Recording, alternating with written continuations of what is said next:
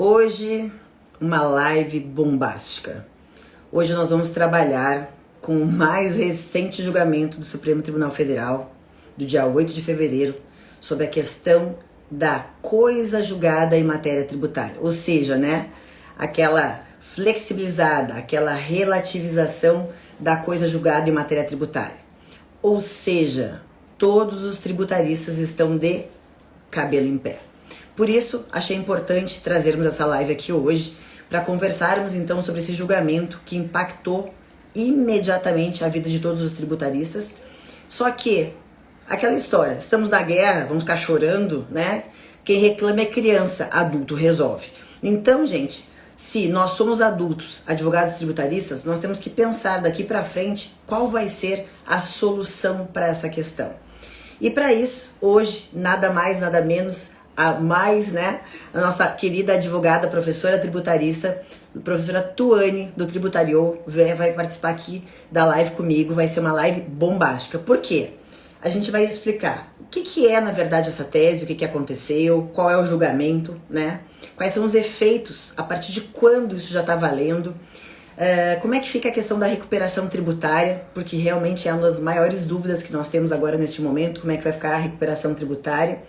Mas quem ficar até o final da live vai ter uma novidade, tá? A professora Tuane está trazendo aí uma informação importantíssima sobre uma notícia que saiu hoje de manhã sobre um novo projeto de lei. Ou seja, as esperanças, né, devem ser mantidas e a gente tem que manter o raciocínio correto para que a gente não tenha, né, desespero, mas sim que a gente possa utilizar disso tudo como real, uma forma da gente conseguir realmente resolver daqui para frente a nossa vida como advogado tributarista, como, né, os contadores estão envolvidos aí também, mas sim solução para os nossos clientes, tanto aqueles que nós já trabalhamos com recuperação tributária no passado, como no futuro, o que nós vamos fazer, tá bom? Então assim, hoje na nossa live de hoje, nós vamos analisar o julgamento do dia 8 de fevereiro de 2023 em relação ao tema 885 e o tema 881, que foram julgados por repercussão geral. Qual foi a tese que foi firmada? A chamada coisa julgada sobre tributos recolhidos de forma continuada perde seus efeitos caso a corte se pronuncie em sentido contrário. Ou seja, cadê a coisa julgada, né? Rasgaram o Código de Processo Civil. Mas enfim, vamos lá. Vamos receber aqui a professora Tuane, que tá aquecidíssima para conversar com a gente. Deixa eu receber ela aqui. Ó, pessoal, nem dei oi para quem tá entrando. Pessoal, os meus alunos queridos estão aqui. Depois eu dou um oizinho para vocês. Deixa eu só... Área, Solange, Lucas, Rafael, Maria, Sabrina. Ó, Bom dia! Tudo bem? tudo. Seja muito bem-vinda. Muito obrigada! Amiga, bota, só afasta um pouquinho o celular no teu rosto, Aqui, né? que fica pequenininha a imagem, vai cortando a tua testa e o teu queixo. Você é muito Não, eu me bonita, maquiei, gente. Pronto, tá aqui. muito bonita. As pessoas precisam te ver de forma inteira. Gente, é um prazerzaço estar aqui com essa querida, né? Uma grande amiga, uma grande pessoa aí que fez esse convite para mim. Eu aceitei assim de bate-pronto para falar desse tema que tá tirando o sono dos tributaristas, né? Nós precisamos de um Rivotril jurídico tributário, né? Nessas alturas do bar. Pois é, Mas, gente. mas vamos respirar, vamos pensar. Sabe, né, que no direito não existe nada dentro, tudo depende, né? Um bom advogado não tem 100% de certeza. Ele fala, depende. Calma, vamos analisar o caso. Exatamente. Né? E agora não seria...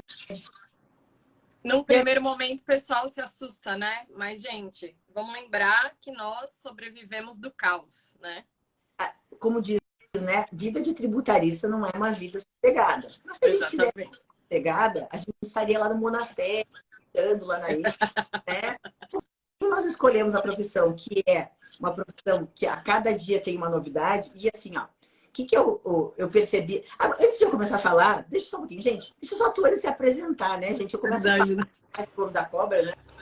Tuane, por favor, conta aí pra eles quem é você na fila do pão. Tudo bem, pessoal? Bom dia, né? Eu sou a Tuane, sou advogada tributarista, estou na área há 16 anos. para quem não me conhece, sou professora também, dou aula em vários lugares, inclusive no IBPT Educação, onde eu e a Letícia nos conhecemos, né? Que a gente deu palestra no final do ano passado no mesmo evento, né? Então, eu hoje, além de trabalhar no jurídico, tenho uma consultoria tributária, né? Então, atuo muito forte nessa questão do consultivo, dou várias aulas, palestras, né? Por exemplo, eu estou em São Paulo, né? Então dou aula na Escola Paulista de Direito, dou aula como professora convidada no Mackenzie, dou aula no Legale, dou aula no ProOrdem. Então, tô por aí, né? Dando aula em tudo quanto é canto. Sou perita também aqui do TJ de São Paulo, então eu tenho hoje uma empresa também de perícia e auditoria. Eu trabalhei 10 anos dentro de uma contabilidade, então isso me ajudou muito a ter a visão fiscal do tributário, que é extremamente importante para quem trabalha nessa parte consultiva. E eu atuo bastante com recuperação de crédito, né, com gestão de passivo tributário. Então, esse tema de hoje é extremamente importante, né, para nós que atuamos aí com recuperação. Então, isso é um pouquinho, né? Quem quiser aí saber um pouco mais, entra lá no meu perfil, gente. Me segue. Lá, ó, quem não sabe, qual é o Instagram da professora Tuane? Quando tem a live aqui em cima no cantinho, é só clicar ali onde está o meu professora, abaixo vai estar o nome da Tuane, é só clicar, é Tributariou, siga ela lá, que ela sempre tem bastante conteúdo também da área tributária. E, gente, o que acontece? A Tuane tem prática, né? Ou seja, ela ensina tal qual a gente sempre fala, ensina o que a gente faz. E a gente estava conversando aqui antes da live, né? Ontem, gente, o que a gente vai fazer, né, Tuane? Vamos ter que redirecionar as nossas vidas, né? Ou Vamos reformular, nos reinventar. reinventar. Você sabe que eu tenho 25 anos de formada, tenho mais de 20 só de advocacia tributária. E assim, durante esses 20 anos, eu sempre tive que rever muitas coisas durante a carreira, né? Acho que todos nós. Por quê? Primeiro, às vezes eu escuto o advogado falando assim: mas já tem muita gente fazendo recuperação tributária. Mas já tem muita concorrência. Primeiro, quem tem medo de concorrência, coloque a sua carteirinha dentro da gaveta e feche. Ou quebre ela, entregue ela de volta. Exatamente, né, gente? Então, se a gente ficar com medo de concorrência, gente, o mercado tem espaço para todo mundo, tem muito, né? Tem muita demanda. Esse é o primeiro ponto. Segundo, no dia que eu postei semana passada, Tuane, essa semana que eu postei sobre a questão da liminar concedida para poder incidir o ICMS sobre TUST, né? Que foi concedida liminar pelo Supremo, ao contrário do que tinha sido excluído pela Lei Complementar 94, todo mundo causou assim um caos, né? Foi um monte de gente comentando, o pessoal, e agora? Acabou a recuperação tributária, e essa tese vale ainda, e daí com essa decisão do Supremo bombástica, tipo, todo mundo desesperado. Gente, calma, né? Calma. Então eu vou largar a carreira. Eu posso 20 anos da minha vida botar fora? A Tuane pode 16 anos da vida dela botar fora? Não. Nossa, né? Nem pensar. Nem pensar, né? A gente tem uma bagagem, a gente tem clientes, a gente tem responsabilidade com os nossos clientes. O que é a questão? Eu vou ficar chorando, mimizento, reclamando, né? Arrancando os cabelos e desistindo da minha área? Não. A gente vai ter que se remodelar, vai tentar trabalhar de uma forma um pouco mais segura do que já se trabalhava, né? Dentro de um contexto de recuperação tributária. Até porque, agora a gente vai adentrar na questão da decisão. Pergunto, Tuane, você acha que eles vão conseguir flexibilizar, relativizar todas as coisas, todos os trâmites julgados, todos os tributos, todas as discussões que existem no mundo tributário? Não, gente, olha, vou falar assim, 16 anos de área, né? A gente já consegue conhecer algumas coisas. Então, quando eu falei para vocês no início da live que a gente sobrevive do caos, o que eu queria dizer com isso? Assim como a gente teve essa decisão, né, que para nós é absurda, realmente é, né, da vontade de rasgar o diploma de direito e jogar no lixo, né, porque meu Deus do céu. Mas, junto com isso, crescem novas discussões, né? Então, não é que a gente não vai ter oportunidade, ou não é que a gente não vai continuar trabalhando com recuperação de crédito tributário. Porque a recuperação de crédito tributário, só lembrando que é extremamente importante esse comentário que eu vou fazer, porque a gente fica extremamente preso à tese. Mas a recuperação não é só tese, né? Tem um monte de recuperação na lei. É só a gente entender isso. Eu sempre dou esse exemplo nas minhas palestras, né? Que eu fiz uma recuperação de crédito para um cara que vendia banana. Isso não está em tese, entendeu? Tava na legislação estadual daqui de São Paulo. que podia ter uma isenção para ICMS se ele utilizasse determinado NCM. E ele não sabia, então ele tributou durante o tempo todo. Isso é uma recuperação de crédito. Então, eu não posso ficar, primeiramente, só presa nas teses. Agora, em relação às teses, o que eu acho? A partir do momento que a gente tem essa mudança de entendimento lá do STF, eu também vou conseguir judicializar isso. Lembrando que a gente tem vários princípios para discutir, tanto constitucionais quanto tributários. Eu tenho a irretroatividade, eu tenho a segurança jurídica, eu tenho o contraditório e ampla defesa, entendeu? Então, isso não fica mitigado pela decisão do STF. E eu acredito também que isso não vai caber necessariamente para todas as teses, né? Se a gente olhar para uma visão macro. Então, vai ser caso a caso, sim. Então, eu acho que a gente não pode se precipitar. É uma coisa ruim? É. É uma coisa que a gente nunca viu na vida acontecer? É. A gente vai ter mais problemas com os clientes para poder vender o trabalho de recuperação? Sim. Então, talvez a gente tenha que vender de uma maneira um pouco diferente do que a gente está acostumado. Mas é passível de discussão, né? E com certeza vai ter uma chuva de processos a partir do momento que isso realmente se concretizar. Então, a gente tem que ficar ligado também nesse sentido da atualização, né? Quando vem uma tese nova ou quando vem um entendimento novo, a gente tem que olhar os caminhos que a gente tem, né? Então, pode ser que a gente não consiga mais deixar a recuperação tributária com a mesma efetividade que a gente tinha, mas a gente vai ter um outro caminho para discutir. A gente, de repente, vai ter um ganho diferente para esse cliente, né? O que a gente vai conseguir minimizar para ele, em cima do trabalho que foi feito. Extremamente importante ser claro, gente. Eu sempre sou muito clara com o cliente. Eu nunca prometo nada para ele, principalmente quando eu dependo do judiciário. Então, o que eu faço? Eu falo dos riscos. E eu acho que a gente vai ter que trabalhar muito em cima disso. Olha, né, não tenha medo de perder o cliente. Fale a verdade, porque depois a coisa acontece e aí como é que você vai explicar, né? Que aconteceu? Ele nunca mais vai confiar em você. Então, eu acho que que vai ser caso a caso, que não vai servir necessariamente para todas as teses. E tu sabe que depois que o ministro Luiz Fux se manifestou essa semana, veemente contra essa decisão, eu também gostei dessa posição, porque o que acontece? Sim. Nós estamos, assim, a gente tem que lembrar que esses ministros do Supremo não vão ser ministros pro resto da vida, né? Eles vão se aposentando. E como é que é eleito, entre aspas, um ministro supremo? Indicação do presidente. Então, o que tá hoje ali é uma indicação de diversos presidentes que já passaram pelo Brasil. Eu acho um absurdo isso, mas tudo bem, é constitucional, não tem como a gente questionar isso. Eu acho que tinha que ser, sim, de carreira, tal qual os demais juízes, mas infelizmente de política. E como nós vivemos um país influenciado pela política, a questão da recuperação tributária, ela está impactando no quê? Na questão do recolhimento financeiro. Então, assim, a gente tem vivenciado diversas decisões que não são mais jurídicas, mas que são financeiras. Então, conforme a intervenção do governo, gente, eu estou falando do que tem acontecido em todos os governos, conforme a manifestação do governo, a atuação junto ao Supremo, junto ao STJ, as decisões têm mensurado o impacto financeiro que o governo vai ter ao invés da questão jurídica.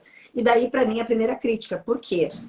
Se você tem um poder público que se acha no direito de cobrar equivocado um tributo, ele deveria ser o primeiro a cobrar correto, porque ele deveria obedecer o princípio da legalidade, né? Só que a lei já é feita de forma equivocada. A lei já vem inconstitucional, ilegal. E daí você, através da lei, você concede ao poder público, seja estadual, federal, municipal, a cobrar indevidamente um tributo. Qual que é o resultado disso? Você tem anos a fio de cobranças indevidas, que vão ser decididas interpartes, quando as pessoas entram com processo para discutir, pedir o dinheiro de volta e declarar que aquilo ali é inconstitucional ou ilegal, ou através do Supremo, né? Que vem essas medidas do quê? Que vem, nós temos o controle difuso e concentrado.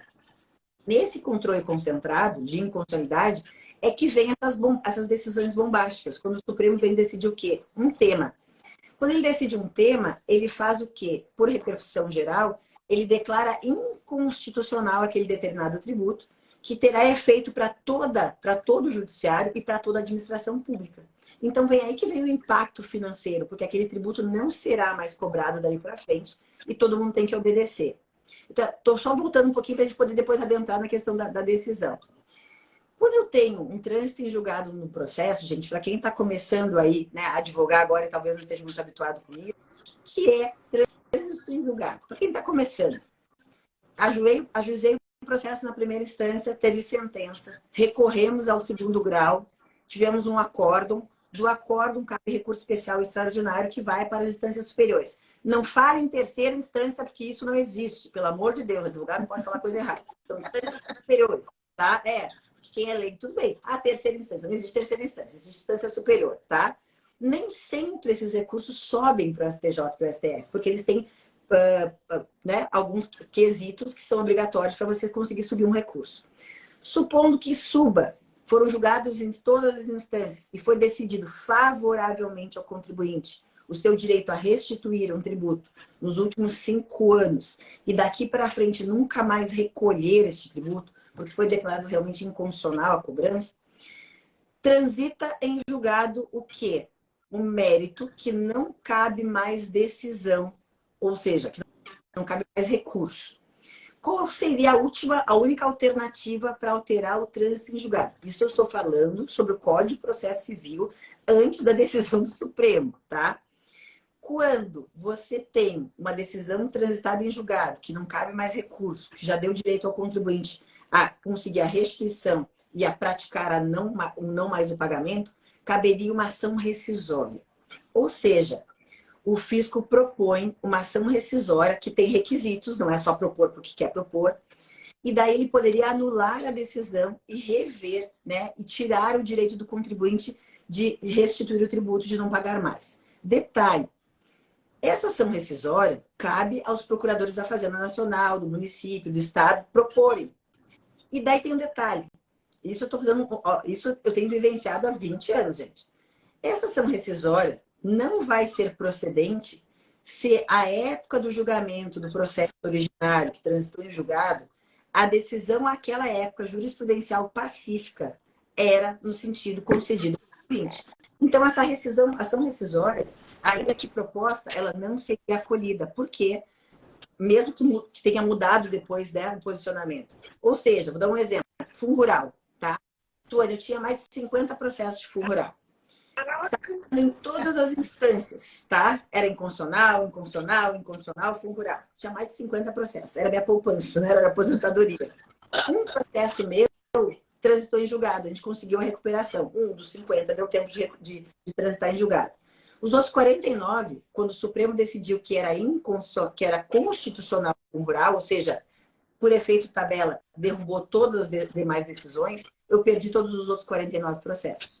O que aconteceu? Esse processo transitado em julgado, a Fazenda entrou com ação rescisória, porque era a forma que ela tinha de desconstituir a coisa do julgado. Só que, qual foi o meu argumento na ação rescisória? Não. À época do julgamento, do trânsito em julgado da decisão, havia o quê? Posição jurisprudencial maciça, no sentido que o fundo rural era inconstitucional. Então, ainda que tenha mudado o entendimento pelo Supremo posteriormente, a época em que transitou o processo era inconstitucional. Então, mantém-se a decisão. Por que eu estou falando tudo isso, gente? Porque o que acabou de acontecer com a decisão do Supremo, que relativizou... Isso aí que você falou.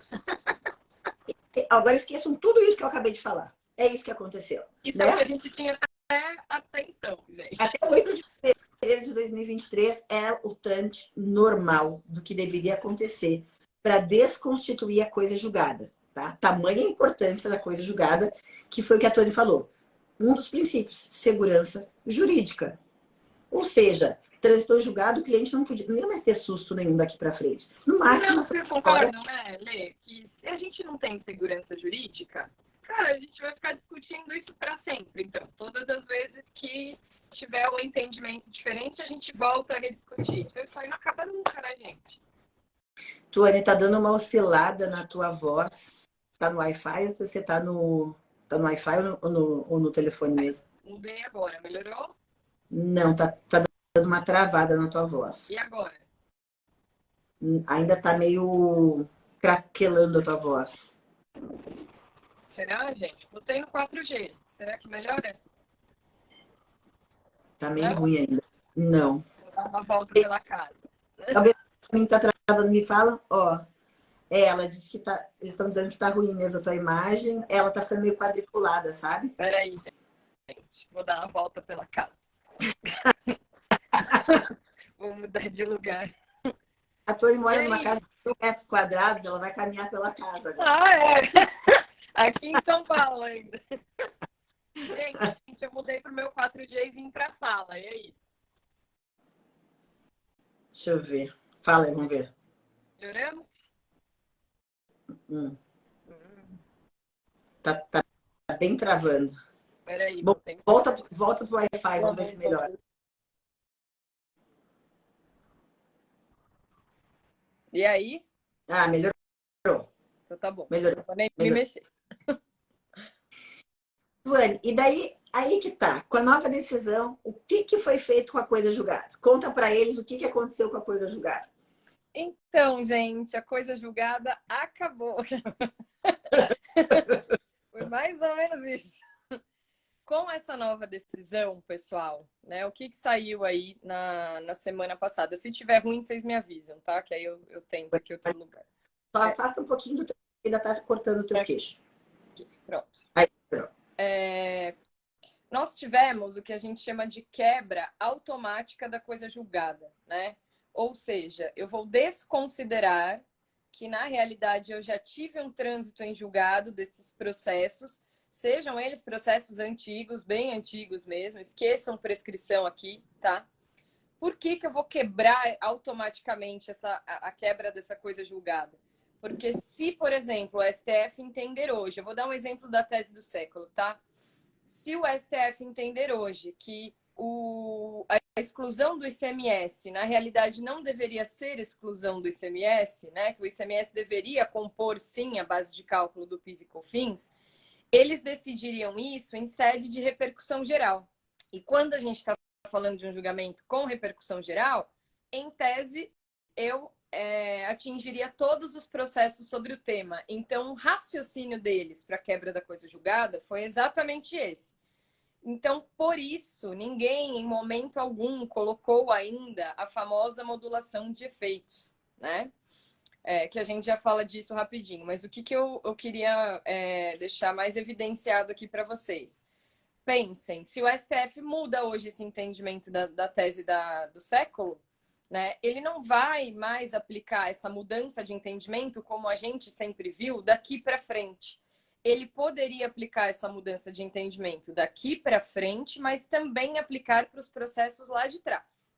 Todos aqueles que tiveram essa temática, tá? Então, ele desconsidera o que a gente chamou aqui de coisa julgada, né, que era o processo já extinto, já transitado em julgado, que já tinha acabado a discussão, que a gente não reabriria, né? E atinge essa decisão também, porque faz parte da mudança de entendimento deles. E quando atinge essa decisão, você, além de quebrar a coisa julgada, você aplica o novo entendimento, então significa que esses contribuintes, né, que se valeram da tese anterior e conseguiram fazer uma recuperação de crédito, tiveram esse direito, não teriam mais e teriam que devolver este valor para o fisco, gente.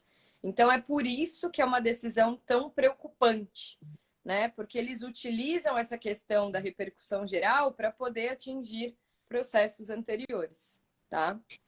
Por isso que aquela manifestação do Barroso, que para mim foi um deboche, ele diz justamente isso, Cara, arriscou. eu quis morrer quando eu vi isso aí. Até peguei aqui, olha o que ele diz. A insegurança jurídica não foi criada pela decisão do Supremo, ou seja, eles não fizeram nada. A insegurança jurídica foi criada pela decisão de, mesmo depois da orientação do Supremo que era devido, continuar a não pagar e a não provisionar. Se você for num cassino e fizer uma aposta, você está num quadro de insegurança jurídica e pode ganhar ou perder. De modo que, a partir do momento que o Supremo diz que o tributo é devido, quem não pagou ou provisionou fez uma aposta, explicou Barroso. Gente, como assim, né? A gente fez uma Empresário. aposta. É muito fácil. Ele não sabe o que é ser empresário. Ele não sabe o que é manter uma empresa aberta no Brasil, pagar folha de salário, pagar aluguel, pagar tributo, gerar faturamento, se manter aberto. Isso aqui é um deboche. Me desculpa assim, ó. Crítica minha, gente, tá? É uma palhaçada o que esse cara tá dizendo. Concordo super com você. Lidar com o Supremo é jogo de azar, realmente é jogo de azar encontrar um ministro ridículo desse, porque olha, o cara não sabe o que está falando. Ele quebrou, ele rasgou o Código de Processo Civil, ele rasgou a segurança jurídica, dizer que o Supremo não está causando.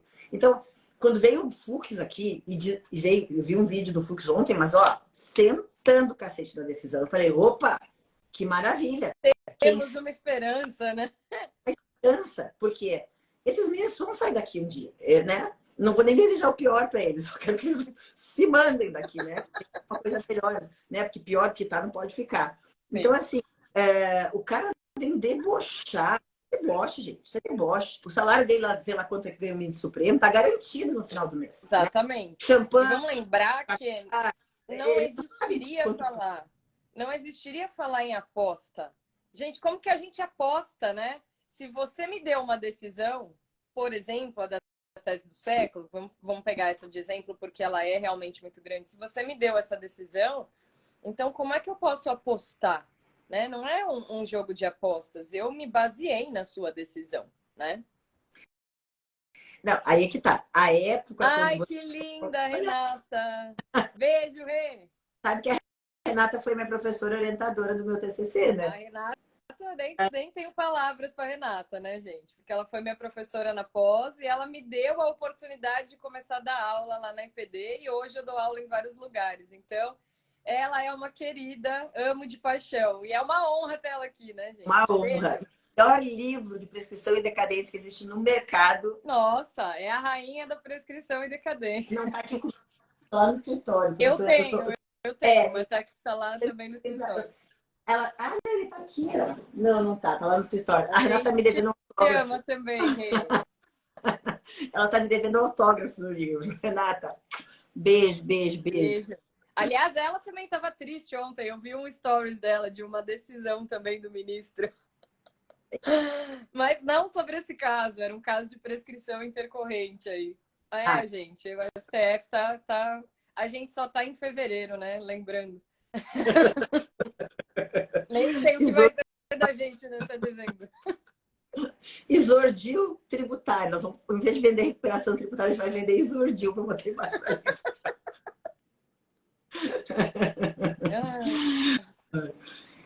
Bom, eu acho que foi um deboche. Agora sim, o que também me chamou a atenção na decisão, que ele fala da questão dos tributos pagos, né? Que são aqueles reiterados, né? Contínuos. Ou seja, você fez uma recuperação tributária de TBI, por exemplo, tá? Você pagou a base de cálculo do TBI a maior. Essa questão do município que faz cálculo, né, de referência, que eles fazem um cálculo específico, fazem a base de cálculo maior.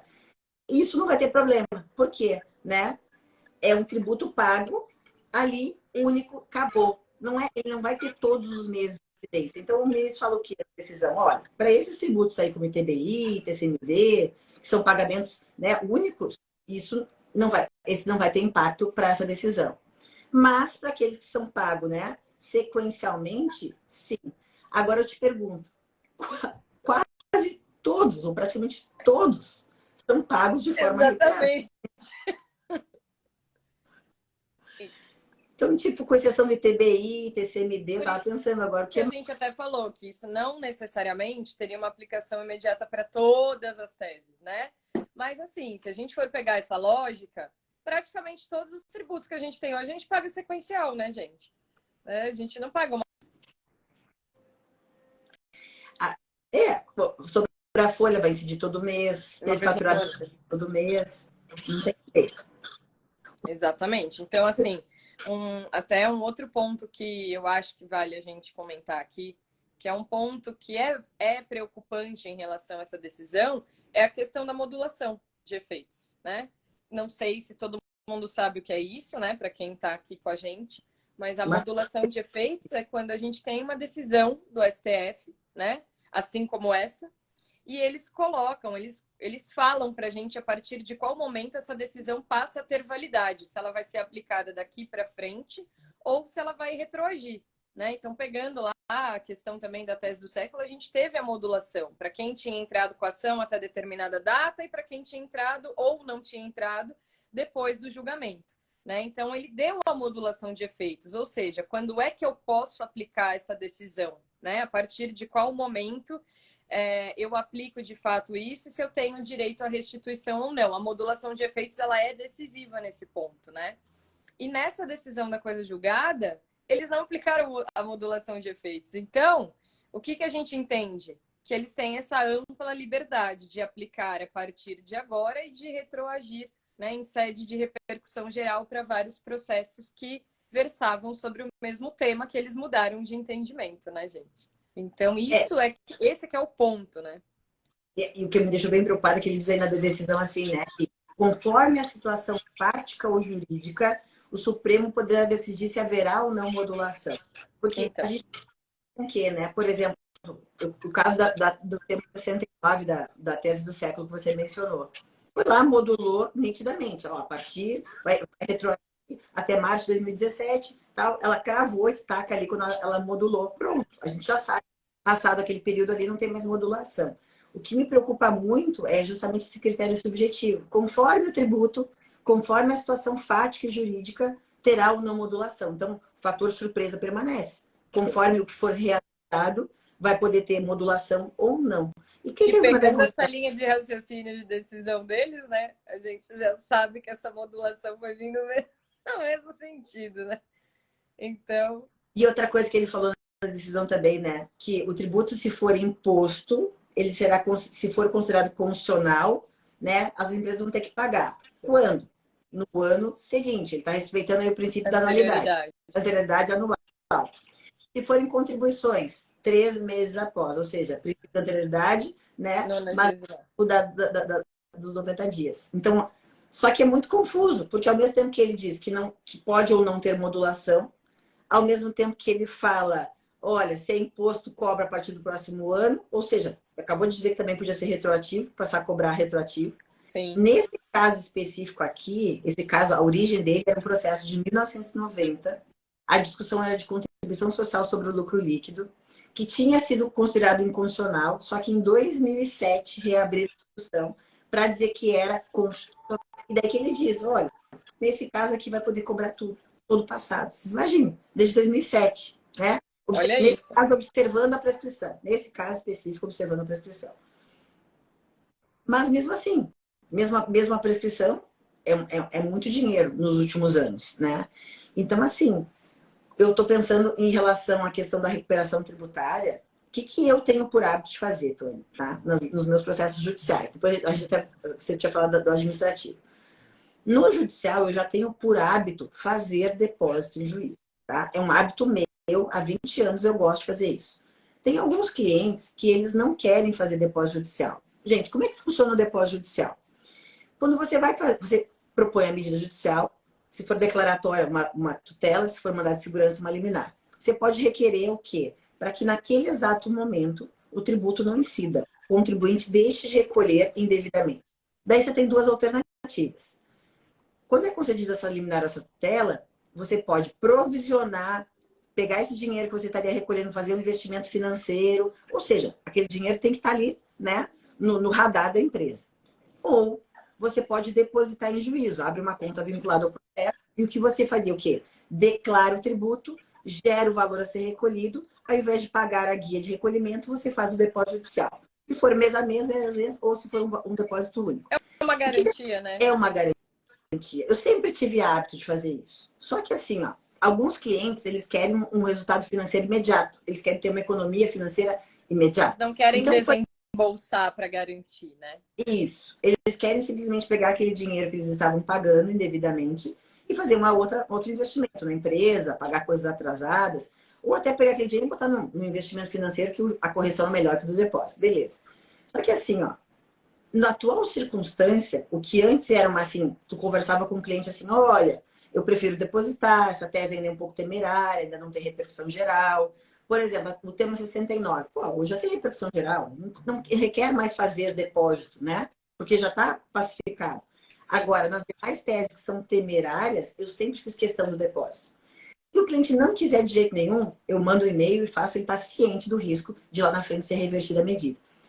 Com a atual circunstância, para mim, Tony, para poder garantir a questão da recuperação tributária ter menos impacto, eu acho que o depósito hoje em dia é obrigatório. Primordial. Primordial. judicial, queira ou não o cliente fazer depósito judicial. Sim, eu Dado acho também, porque depois, né? Porque assim, gente, a gente sabe, todo mundo trabalha com cliente, sabe como que é, né? Por mais que você fale do risco e não sei o quê, mas ele está criando a expectativa de que algum benefício você vai trazer para ele, seja realmente em dinheiro, em restituição ou em compensação.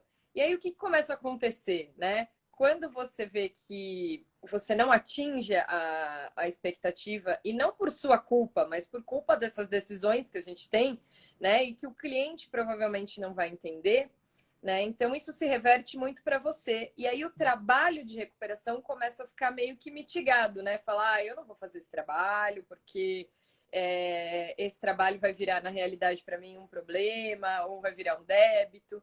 Então, eu acho que a gente podia tratar essa questão do depósito judicial exatamente nesse sentido, sabe?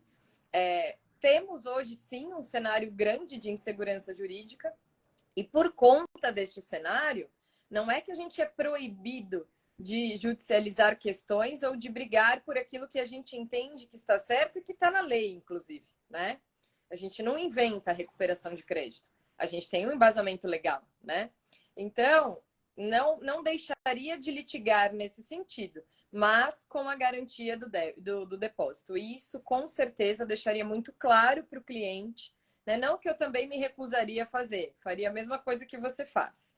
Mas, a partir de agora, eu acho que, até por uma questão de coerência mesmo, eu faria qualquer tese que a gente tivesse que judicializar, por exemplo, aquela do Sistema S, que é uma tese muito grande, né? Está todo mundo esperando por isso. Essa daí eu faria com depósito judicial, com certeza.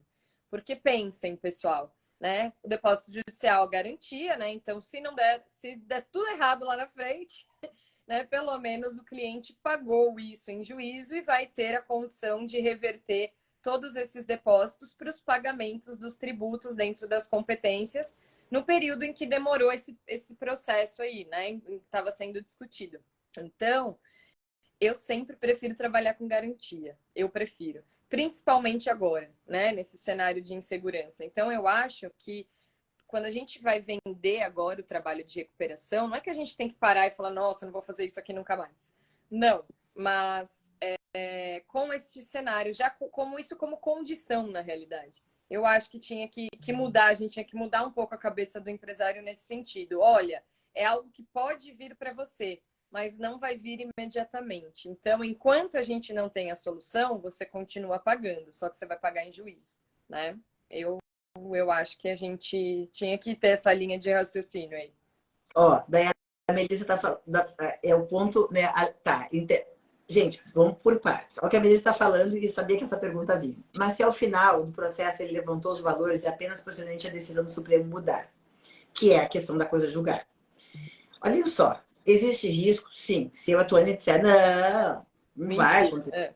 Não tem como prever em quais casos que vai haver essa flexibilização da coisa julgada, que vai mudar a posição do Supremo.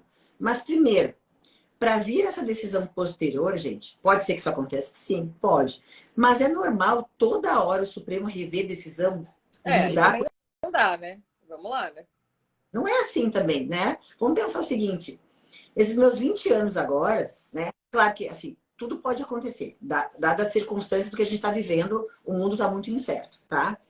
Mas será que todas as decisões que o Supremo tem tido ultimamente, ou teve nos últimos 5 anos, eles declararam inconstitucional um determinado tributo, será que eles, de todas as teses, eles vão trazer novas decisões? Eles vão mudar todo o posicionamento do Supremo o tempo inteiro? Porque, assim, isso também não deixa de ser uma desmoralização do próximo tribunal. Exatamente. Porque aí é a palhaçada mesmo que você falou. Sabe aquele dia que eles julgaram, teve uma decisão que eles fizeram isso, que eles julgaram, depois disseram, não, a gente vai anular, porque a gente identificou que tem um erro? Foi a questão do ITCMD. Ou seja, eles julgaram e decidiram que eles tinham julgado errado. Então, assim, o que acontece? O próprio Supremo se desmoraliza. O Supremo é muito político, sem dúvida. Eu ia falar exatamente isso. Infelizmente, a gente tem decisões políticas e não legalistas, né? Não legalista. Tá muito. Só que a gente tem que pensar o seguinte: o Supremo não vai permanecer os mesmos ministros a vida inteira. Daqui a 4 anos, né, teremos nova eleição. Se vai ficar o Lula, se vai vir outro presidente, a gente não sabe. Mas, assim, a tendência é uma alternância de poder, é mudança de ministro. Então, hoje, nós estamos vivenciando essa situação que já vinha política e está cada vez pior. Só que, assim, eu penso, isso é opinião muito subjetiva, assim, né? Não tem como ter certeza do que eu estou dizendo, mas eu digo assim, eu não acredito que o Supremo vá rever tudo que ele julgou nos últimos 5 anos como inconstitucional e vai pegar todos os temas e vai julgar agora todos constitucionais. E, por consequência, vai ter a alteração, a flexibilização da coisa julgada, né? A alteração automática da coisa julgada.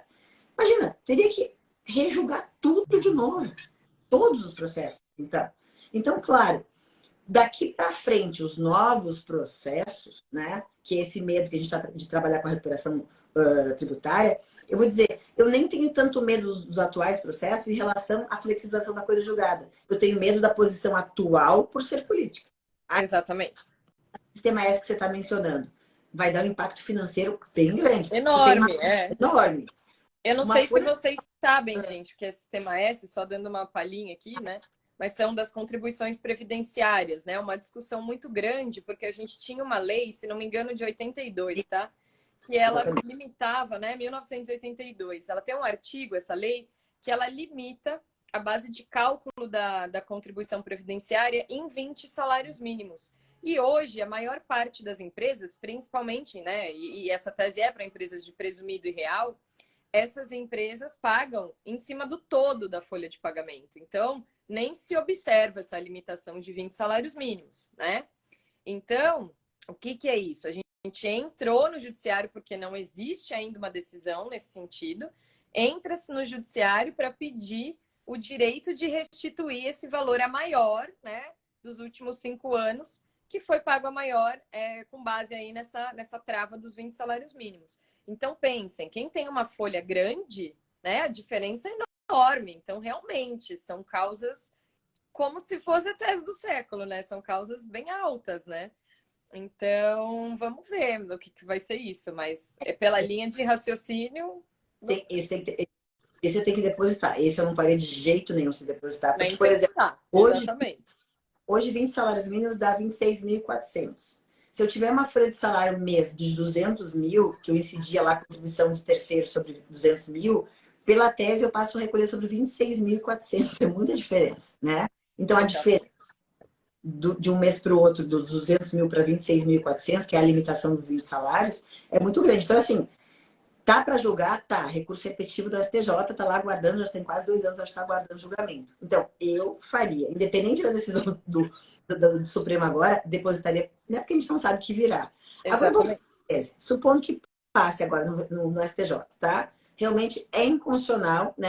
Digo assim, cabe a limitação dos 20 salários mínimos. Beleza, transitou em julgado. Vamos aplicar automaticamente essa decisão do Supremo agora? Não. Lá na frente tem que ter uma posição do Supremo dizendo que não poderia limitar em 20 salários mínimos. Aí sim, flexibiliza a coisa julgada e automaticamente volta a ter que pagar a diferença. Claro que o rombo seria grande. Só que daí eu estava pensando, né? Se ninguém mais quiser fazer recuperação tributária, nós vamos então, a gente vai ficar à mercê de um governo que pode cobrar tudo e qualquer coisa errada e o nosso contribuinte tem que ficar quieto, com medo do que lá na frente pode ser que isso mude. Então, assim, a gente já sabe o quê? Eu já estou sendo cobrado indevidamente. Se eu não me manifestar e eu não demandar, eu vou passar o resto da vida pagando errado. Agora, entrar com o processo de recuperação e ganhar, transitou em julgado, e lá na frente flexibilizarem, alterarem o posicionamento e tiver retroação e anular minha coisa julgada, pelo menos eu tentei. Agora, se ninguém mexer nisso, eu ganhei, recuperei e deixei de pagar. É isso que a gente tem que... E outra, né? Vamos pensar assim, né, gente? Ok, eu ganhei a tese, recuperei, compensei, enfim. Então, por um período, eu tive sim uma vantagem tributária em que eu consegui ter um fluxo de caixa melhor, em que eu consegui arrumar um pouco a minha empresa no cenário tributário, num cenário financeiro mesmo, porque eu economizei, consegui investir em outras coisas, tá? Então, o risco existe, mas a gente não pode deixar, eu sempre falo isso, de utilizar o tributário como ferramenta, porque o pessoal tem muito medo de tributário, né? O empresário em si, ele tem pavor, né? Ele acha que tudo é um absurdo, que ele só paga imposto, que é tudo caro e que ele não teria um benefício. E a gente entende o porquê disso, porque realmente ser empresário no Brasil é difícil. Mas se a gente não utilizar o que a gente ainda tem e continuar brigando, pelo menos para que ele tenha um período de respiro, né? Eu acho que o nosso papel é esse, né? Lógico, a gente não vai obrigar ninguém a fazer nada, mas eu acho que a gente tem que continuar da mesma forma, independente de ter essa decisão hoje. Até porque aí sim eu vou te falar que é uma loteria, usando lá o posicionamento ridículo lá do ministro. Aí sim eu vou te falar que é uma loteria, porque eu não sei que tese que eles vão reverter ou não e se vão reverter. Então, por que eu vou deixar de brigar por todas as teses pensando que eles vão reverter? É um risco que eu estou calculando, mas que na real ele ainda não existe. Né? Ele pode existir, não significa que ele vai existir. Então, eu acho que a gente tem que pensar nessa linha de raciocínio. Quando a gente vai conversar hoje com um cliente de recuperação, a gente tem que falar do cenário, não pode mentir. Mas é um risco que pode acontecer e não que necessariamente vá para aquela determinada tese que a gente vai entrar. Né? E outra coisa, supondo que revertesse, vamos pensar isso como um empréstimo temporário para o empresário? É isso. É isso. Ó, caso lá na frente reverta e você tenha que devolver esse dinheiro, bem ou mal, nesse período você não conseguiu um caixa, um fluxo de caixa? É isso, entendeu? Você teve uma vantagem tributária, isso é fato, entendeu? Ó, às vezes, naquele período específico, a empresa precisava daquele dinheiro para pagar dívida, para pagar funcionário, Para se para manter mesmo, né? pra, Pega aí, depois da pandemia, o que tem de ela, empresa precisando de fôlego. ela toma um fôlego, respira, mantém a empresa aberta. Pô, mesmo que você devolva lá na frente, sobreviveu o período que você não sobrevivesse, não ia ter nem o que devolver lá na frente. Você não teria que Exato. devolver. E a tua empresa já estaria fechada hoje. Então, vamos pensar por esse lado. Eu acho que esse é um bom argumento. Eu Esse é um acho bom. também, porque eu estava ontem, estou fazendo mestrado, né, gente, em contabilidade tributária. E eu estava ontem discutindo isso com os contadores do mestrado que trabalham com recuperação. Aí a primeira reação é assim, ó, não vou mais fazer isso. Não vou mais trabalhar com isso. Não quero pensar nisso. Mas a gente tem que pensar, a gente tem que fazer, porque a gente não sabe o que realmente vai ser revertido ou não e se vai. Eles estão dizendo que a partir de agora eles podem mudar o entendimento. Mas vamos pensar também que para eles mudarem o entendimento, apesar de a gente saber que o STF é extremamente político nas decisões, a gente tem que saber que para mudar um entendimento, gente, eu preciso de um argumento de lei. Eu também não posso tirar esse entendimento do nada. Apesar de eles estarem fazendo isso da quebra da coisa julgada, mas eles usaram a questão da sede da repercussão geral. Né? Se eu mudo um tema, tudo que foi tratado sobre esse tema, porque a repercussão geral tem que ser atingido. Então, tem que ter um fundamento para eu mudar. Senão, todo mundo vai cair matando e vai entrar sim com o processo, entendeu? Então, não dá para a gente parar de fazer recuperação de crédito porque a gente tem medo que um dia o STF reverta. Não é só por causa dessa decisão da coisa julgada, gente. Vamos falar a verdade, quem trabalha com recuperação de crédito, a gente sabe que a qualquer momento a Receita Federal pode glosar meu crédito. A gente já trabalha com esse risco, não é? Por exemplo, na tese do século mesmo, antes de vir a instrução normativa do 2121 lá do final do ano, que realmente colocou isso em artigo de lei, reconhecendo a questão da tese do século, antes disso, a própria Receita não tinha se manifestado ainda e ela glosava, sim, um monte de crédito da tese do século por não concordar. Então, a gente já vivia nessa insegurança, entendeu? Então, a gente não pode parar de trabalhar com recuperação de crédito achando que, nossa, meu Deus do céu, agora tudo vai mudar. Não necessariamente. Então, eu continuaria, só que faria algumas mudanças, algumas ressalvas, né? Na questão de garantir mais mesmo o cliente e falar do cenário que a gente tem hoje no judiciário, tem que falar, né? Mas eu não deixaria de fazer, né? Risco a gente sempre vai ter. O direito é isso, mudança de entendimento. Lembra que a gente não tem nada exato, não é uma ciência exata, então eu posso mudar de ideia a qualquer momento, né? Então, o que eles estão fazendo hoje, na verdade, se a gente for parar para pensar, a gente sempre viveu com isso, né? É que a gente está vendo né? Uma decisão que é do STF, né? A gente olha e fala, meu Deus, acima do STF só Deus, né? Para eu pedir para ele, pelo amor de Não Deus, sei, Senhor. eu estou abaixo, viu? Acho que eles já superaram. Então, pois é, ainda dá para dar uma pelada ali para Deus, né, gente? Mas é isso, meu ponto de vista, assim, sobre isso, né? Concordo. E me diz uma coisa, a notícia de hoje de manhã que você comentou. Então, gente, que vocês ficaram aqui bonitinhos. Vou jogar a bomba, né? Sobre esse assunto, né? Faço parte de alguns grupos, né, de tributário aí, grupos de WhatsApp, e eu recebi hoje diretamente, fresquinha essa notícia, nem saiu ainda, porque na realidade é um projeto de lei ainda, tá, gente? Que vai ser aí distribuído provavelmente na Câmara, que já traz uma solução, tá? Vou pôr entre aspas aqui, uma solução para essa questão de, nossa, eu tive a minha tese revertida. O que eu posso fazer? Como é que eu vou pagar isso aí?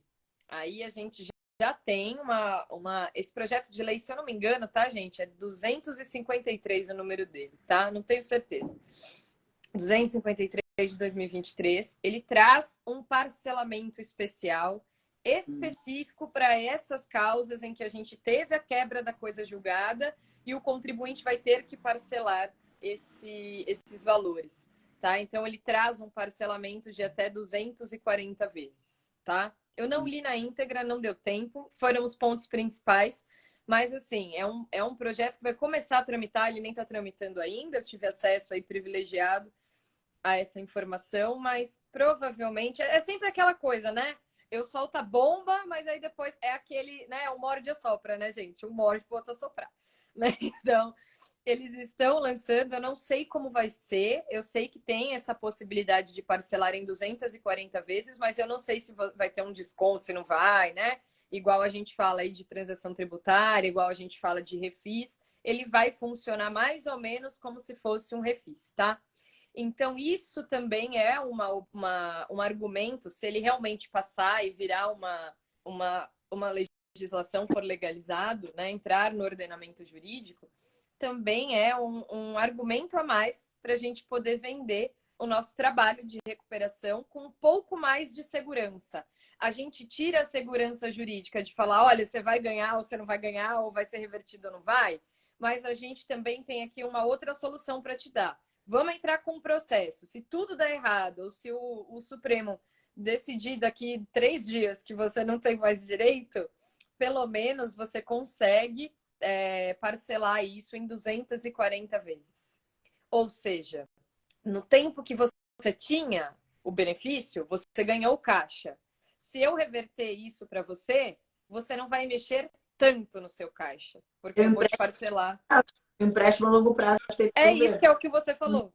Que Uhum. eu não vou te parcelar isso em 240 vezes. Então, eu não vou te jogar uma bomba de uma vez. Entendeu? É melhor que pegar um empréstimo no banco. Exatamente. Agora, a Sabe que gente vai ter que ficar ligado para ver as condições disso. Mas é um projeto de lei que provavelmente vai ser aprovado, tá, gente? Porque não dá, né? Não dá. Senão você política quebra todo mundo. pensando, eu vou te dizer que é bem viável que ele passe, sabe por quê? Hoje em dia, a maior parte do Congresso foi eleito de direita. O Supremo tem o viés Exato, de esquerda, certo? E exato. provavelmente, a maioria é de direita, e eles estão mais pro lado dos empresários, muito provavelmente, não Eu sei, acho também. E essa assim, a gente também tem que pensar no seguinte, né, gente? Se a gente não dá também uma solução para o empresário, a gente quebra todas as empresas, né? A gente vai fazer o que com a economia do país, né? Então, ao mesmo tempo que eles dão essa decisão, eles soltam esse projeto de lei para vocês ficarem sabendo em primeira mão que isso aconteceu hoje de manhã. o pessoal perguntou, é 253, né? Eu acho que é 253, Vou tá? botar no Google, vou botar Não aqui, tenho deixa certeza. eu Peraí aparece. que deixa eu entrar. 253, 2023. Vamos ver se aparece aqui. Deixa eu ver se eu acho.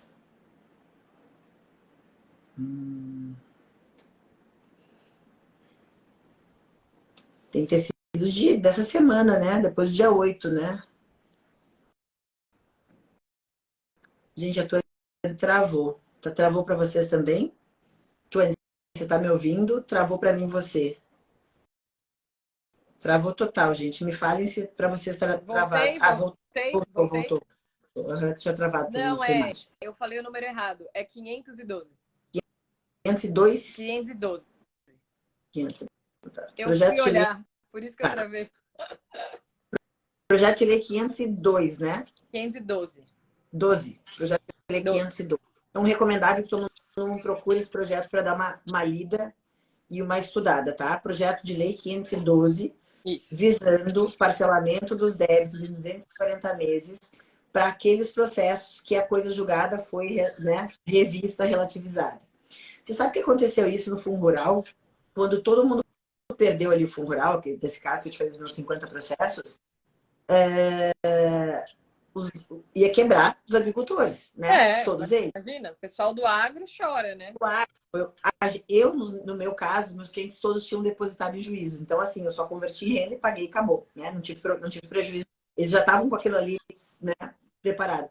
Mas, na época, o governo baixou um parcelamento especial que era... Eu me lembro disso. Eu não sei se foi pelo PERT na época, não me lembro. Foi, ou PERT, ou PERSE, ou transação, algo assim. Mas eu lembro que tinha algo relacionado era específico, né? O povo não quebrar, porque estava todo mundo apavorado, porque eram débitos bem altos, né, para o agricultor, em função da discussão. Mas era um processo que né, Lê? 10 anos disso. Se a gente for ver, sempre que a gente teve uma decisão muito grande, né, que realmente tinha uma repercussão grande, atingia muitos contribuintes e que tinha um impacto econômico grande, geralmente, junto com a decisão, sai algum milagre aí, né, para parcelar. O negócio é o seguinte, tributarista tem que pegar, comprar uma vela, né, do tamanho do seu próprio e acender na frente.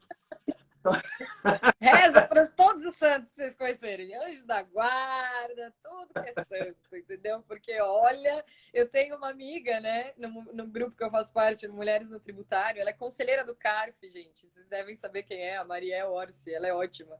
E aí ela fala, sempre, tributarista não tem um segundo de paz. E é verdade, né? Vamos lá. É verdade. Mas quem quer paz que vai ser monge no mosteiro lá no Tibete. É verdade, né, gente? Porque eu gosto de emoção, né? Eu gosto de viver na emoção, né? Eu não gosto de mesmice. Da tacardia de tanta emoção, né? Esse ano, olha, é muita emoção. Uma pessoa só. Cada dia que eu acordo, eu vejo um negócio novo, assim. Até para mandar para a menina que cuida da minha rede social, eu olho e falo, gente, eu não sei nem por onde é que eu começo a mandar notícia para ela. Não, monotonia não é. Graças a Deus, gente, porque eu detesto monotonia. Graças a Deus, eu também. Tudo igual todo dia, eu ia morrer de tédio. Mas não, eu também. Eu ia morrer de tédio se eu tivesse que trabalhar, sabe, com aquela coisa de sempre, gente? Aperta um botão aqui, um botão ali, um botão lá e fez. Nossa. Não dá pra... Não, eu não aguento isso. Então, por isso que a gente escolheu tributário. Então, se você que está aqui nos assistindo, gosta de emoção, né? É uma pessoa que gosta... professora, eu não gosto de emoção. Então, faça recuperação tributária administrativa para não ter problema. Pronto, que é os créditos verdes que a gente fala, né? Que tá na lei já. Como a Tony falou... E mesmo assim, a Receita pode não homologar seu crédito, gente. É o risco de homologação. Mas, olha, eu acho assim, que quem quer ser advogado, né? Quem escolheu a carreira de advogado, sabe que não ia ser um caminho reto, direto, sem, né? É tortuoso. Mas eu acho que a gente escolheu uma profissão já sabendo disso. Porque nós trabalhamos com problemas, gente. A gente não... ninguém liga assim, Letícia, tô tão feliz hoje, resolvi te ligar. Não, isso não existe, né? Pelo contrário, né? Pelo contrário, a gente nunca recebe um WhatsApp de um cliente para agradecer. A gente recebe para dizer que tem um problema. Então, enquanto eu tô aqui nessa live, que eu já tô vendo meu WhatsApp subindo aqui, gente, vocês não têm noção. Só ver, ó. Deixa eu só fazer um parênteses. Acabou de entrar aqui, ó. DV no comando, é meu amigo Alexandre Paixão. Quem quer saber de marketing jurídico, esse é o cara. Esse é o cara. Sigam ele lá no Instagram. Olha ele, vou te seguir, hein? Eu tô bem... Eu tenho, né, a pessoa que cuida do meu Instagram, mas é sempre bom, né, gente? Marketing jurídico. É que ele é advogado. Então, assim, ó. Ele é advogado. Sabe o que um advogado pensa. E ele ensina o advogado a transmitir, né, a fazer o marketing jurídico, né, como é que tem que ser feito o marketing jurídico. Então, é um cara que sabe muito, então quem quiser seguir lá, o Alê, e ele tá me devendo, viu, uma live aqui, inclusive, eu vou aproveitar e já vou puxar o dedo, a Olha orelha dele, a cobrança ao vivo. uma live, já tem uns 2 anos que ele me enrola, me enrola. Caramba! Tá devendo mesmo, né? 2 anos. Guria, olha, Melissa, o Instagram da Tuane, clica aqui em cima no meu nome, no Professora Letícia, embaixo tá o dela, é Tributariou. Tributariou, galera. Tá? Ó, do Alê, do marketing jurídico, Gustavo, é ADV No comando. no comando, tá? Segue ele lá também. Ah, eu só vou seguir você quando você fizer a live, viu? Viu, Alê? Se ferrou. Brincadeira. Ué, só para semana que vem a gente falar sobre a liminar concedida aí da TUS, do CMS, da decisão. Super, tava estudando isso, dei uma aula sobre isso segunda-feira. Tá, fechou. Tamo juntas, semana que Então, vem. ó, vamos, gente, fiquem ligados então, porque eu tinha colocado esses 2 temas para o pessoal escolher, Eu né? vi. Então, como é um assunto que está bombando e todo mundo está bem preocupado porque tem a pendência também dessas ações que estão no judiciário, semana que vem, tá, gente? Pós-carnaval, a gente vai marcar uma data e avisa vocês aqui para a gente vir conversar sobre essa questão. O pessoal estava apavorado, gente, fazer uma liminar, calma, né? Calma, galera. Calma. Respirem. Mas vamos falar assim, com todo o prazer desse mundo. Tá, fechadíssimo então, semana que vem nós marcamos. Tuane, olha, sei o quanto você é ocupado, né? Não sei quanto você corre, ainda mais estando em São Paulo. Então, eu te agradeço de coração Imagina. por ter topado. De última hora foi, né? Tipo, vamos! Foi rápido, né? Nem percebemos. Eu que te agradeço muito de coração. Você é uma querida. Sempre que você me convidar, com certeza eu vou dar um jeito, mas eu venho. Ó, agora a pessoa faça uma foto, marquem eu e a Tuane, tá? Ó, Ah, é, gente, ó. Vou sorrir, hein? faz aquele fotão, marca eu e a Tuane lá, que a gente vai adorar, tá bom? Minha Com amiga, certeza. um beijo, muito Beijo. obrigada. Obrigada a você, tá? Galera, beijos, obrigada, bom dia para vocês e vamos para cima. Bom carnaval. Ó, tributário na vez, estudem aí, não fique só pulando Só carnaval, vamos, que você não gente. vai. Beijo, galera. Tchau, tchau. Beijo. Tchau, tchau. Tchau.